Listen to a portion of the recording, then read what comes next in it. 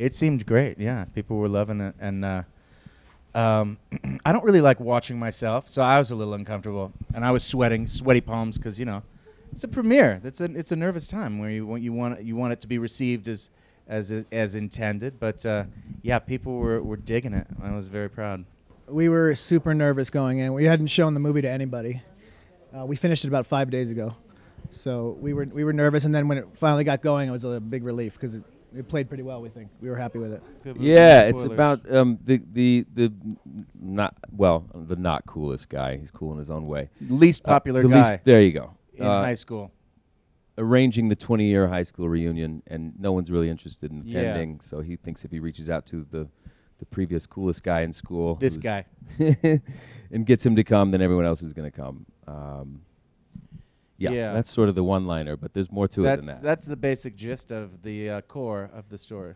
Yeah, I mean, it was like the script and then the script and then the Jack Black Mike White combo. I was like, oh, yeah, so very excited to be been asked to be a part of any of it. Never in a million years thought I would even be in the same room as Jack Black, the guy who I'm sorry, I'm a Jack Black fanboy. Good yeah, answer. it's been crazy. See, this is going down a road of it's a slippery slope. There's some things that you have to see the movie. Let me say something.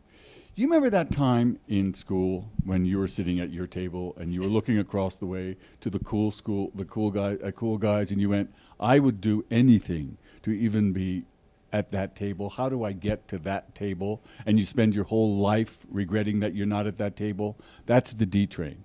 And the bet down is, would you do anything to get to that table? Well, we're in that realm. I've ever heard of we're it. in that realm. So that scene that you're alluding to and you're skirting around is in the scene, and it's so beautifully done. But this is about something far bigger than that. Well, first I got the script, and I loved the script so much. It was so funny and so original and daring. And I said, I want to do this. Who's going to direct it? And I was told that the writers were going to direct it. And I said, okay, what if they direct before nothing? And I've never worked with anyone who was a first-time director. Maybe in high school I did with a kid. But so I said, well, let's take a meeting with them. And then I tested them. And it was a pretty intense test. The test is, you might want to use this in the future. Who are your favorite directors, and what are your favorite movies? I know Wes Anderson came out. Yeah, early. Noah Baumbach. I know that, and we said like Coen Brothers. Yeah, Coen Brothers, and it wasn't. Yeah, it's not. It was all obvious. It's all stuff. It's all the stuff everybody loves. Yeah. And also, just looking in their eyeballs, I could tell that we were simpatico. I liked what I saw. You can tell just in the first few minutes when you're with someone if you're gonna be all right hanging out with these people for months. Actually, we did this movie in a month. It was pretty fast, but I love them and had a great experience with them. Of course, we were nervous. We're working with such experienced, amazing actors that, we didn't know how they were going to react to our first time in this. Yeah, and like Jack said, we knew that he had never worked with first-time directors, and so yeah, there was a little, are they going to listen to anything we say?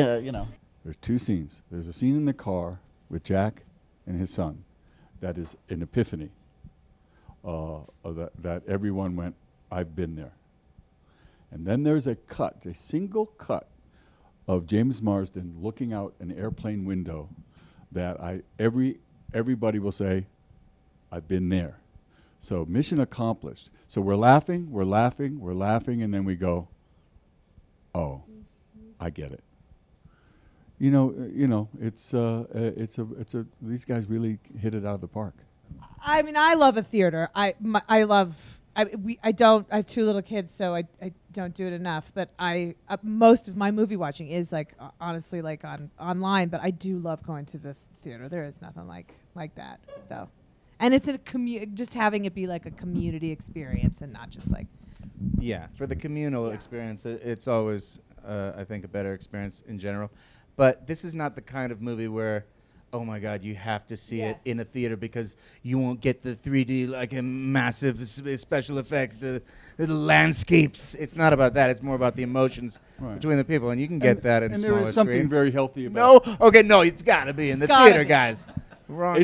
There's something very healthy about a rolling laugh that goes on and on and on and on and informs the film, and being part of that. And that was very, a friend of mine had seen the film and just in her office and said, oh yeah, but last night she saw the film, she went, oh, that's right. And the laughter and the communal and the silences and all that's very, Catherine is right.